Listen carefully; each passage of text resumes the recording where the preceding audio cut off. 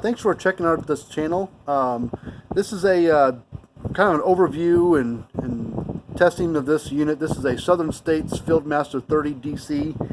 It's a 12 volt unit. This is model number 300-2. It's made by Parmak. It's a private labeled unit for the Southern States stores. These are a chain of stores down south that are like a co-op basically and feed store. So Parmak made a bunch of 6 volt, 12 volt, and I think even some plug-in ones a few years ago for the Southern States stores. This happens to be the 12 volt version. This one hooks into a, this is just the center section of the unit. This actually comes mounted into a big metal cabinet for a battery and a solar panel. If you have a Parmak version of it, it's going to be called the Parmak Mag 12 SP, I think is what the Solar Pack 12 is another name. But they're all basically the same. This is just a private label version, different colored case. It's red instead of brown like the Parmak versions are. But this is one that we fixed for a customer here just a little bit ago. So we'll go over it. If you've got one of these that are broken, not working right, you're welcome to send it in. The first thing I always tell people to do, because I would say on most brands, when someone has a unit like this, it's solar powered, has a built-in battery, when it's not working right, they'll go out and spend $30, $40, $60, $80 on a battery, depending on the model and size of the battery, just because they assume that's what the issue is. I would say about 95% of the time that's not the issue. So you'll go buy a battery for 30, 50 bucks, whatever battery sells for, and you're back in the same boat as you were before. So before you waste money on a battery, test your battery. You can also take the unit and you can also hook it across a 12 volt battery for your car. Just run it across that, you know, or your tractor or side by side, whatever you got sitting around. Just make sure the vehicle's not turned on. Those ways there's no spike coming through by chance and mess up the unit by accident. These things will have a whole lot of draws. You have to worry about running down your car battery when you're just trying to test the thing out. If it still won't come on, then you know, okay, battery's not my issue. Something wrong with this thing inside. So if you got one of these, we'd be happy to take a look at it. We work on, you know, handfuls of these things every year. So we give you a free quote on the repairs that we do before we finalize the repair on one. And if you give us the okay, then we proceed on finishing it. And we do put 18-month warranties on everything that we work on the repairs that we do to these things. You can check us out a little bit more if you'd like. Our website, there's a little link down below in the description tab. It's called fencerfixer.com, and Fencer is actually spelled just like that, F-E-N-C-E-R, and Fixer is F-I-X-E-R. So you can go there. We work on all brands out there, old style, new style. You know, we rebuild parts for people on stuff, and we retrofit some things in some units when the unit's too far gone, or parts aren't available. There's always, not every time, but there's typically a way around something if you know what you're doing. Well, let's get in this thing. We'll tell a little bit about it. It says it's a 12 volt unit, has a little gauge here, red, yellow, green. The farther up it goes in the green, the better your fence is performing. Now this will act a little bit different compared to what it did before. The original ones, when you first turn it, would just go to clicking right away, and either the gauge would go, the needle would go all the way to the green right away, or it would slowly build itself up and go to the green slowly every pulse, and then max out wherever it could max out at, depending on your fence load. Now the new boards and stuff for these, they do something a little different.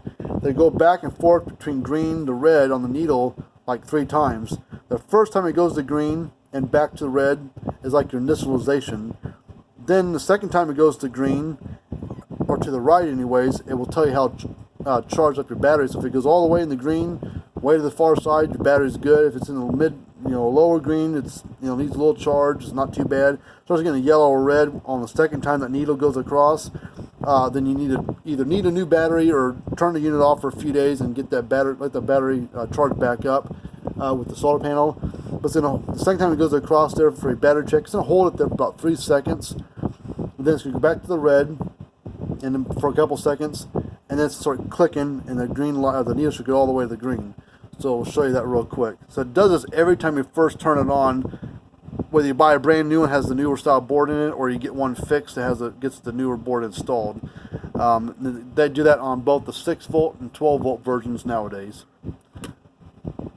So there's the first time. There's the second time. See, all the way in the green. There it goes. And then it's acts like normal. So if you're curious, like, well, is my battery good or battery bad, or whatever, you can turn it off, turn it back on. First time's initialization, second time's your battery check, like it is right now. There it goes. So now we'll put a fence tester across it.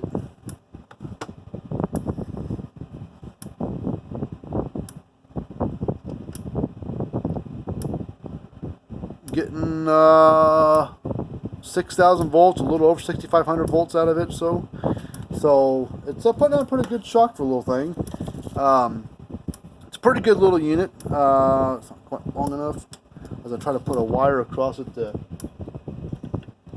see, I'm kind of, let's see, a piece of wire here, so it'll work.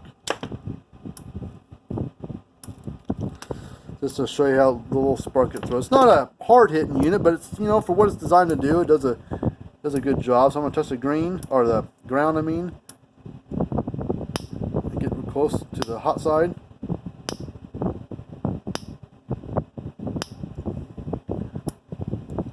So that, yeah, see, if you watch that, you saw how the gauge fell down to the red. Basically, I was shorting it out, but I wasn't quite touching the red terminal altogether. I was just getting like within a 1/4 inch, 1/8 inch.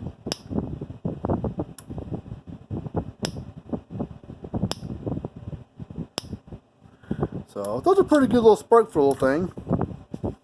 Not the biggest unit by any means, but it says 30-mile range. That's 30 miles of single strand of clean fence.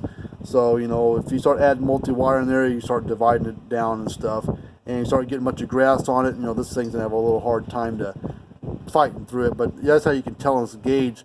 If it's all the way in the green, that when you're hooked up to the fence and ground, fence should mean that you got a good, good connections, no shorts, no bad shorts anyways. If it starts falling down, into the lower mid green, lower green, or upper yellow, that means okay, you've got some shorts somewhere on there. You need to go out and figure out what the heck's going on. If it falls down to yellow or in the red and it's still clicking, that could mean that the fence is really heavily loaded down with a bunch of grass, or a bad short somewhere, or an animal ran through the fence, pulled the wire off the insulator, now it's rusted up against a T-post, shorting it out.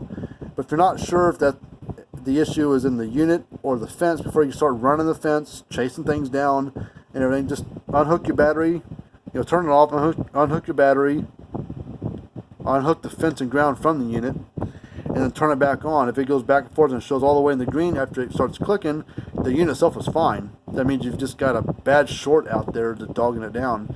But if it stays down in the red or yellow, won't go up very high, always put a fence tester across there to see what you're reading. If it shows 5,000 plus volts out of it, then the unit's typically okay.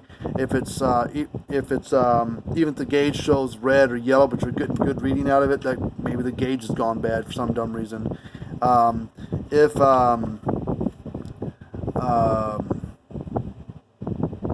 you unhook everything and the gauge still shows really low, you put a fence tester across there and it shows really low or barely anything, like 1 or 0.5, whatever you might be reading out of your meter, or you put a little drip of wire on there and you get a very, very small spark, then you've got problems inside here still. Then that means you don't need to go run your fence. Fence is probably okay, but the problem's in the charger because it's got a weak output. Either a bad transformer, or board's not discharging quite right, or something with it. But look us up. Our website is fencerfixer.com. You can call or text me anytime.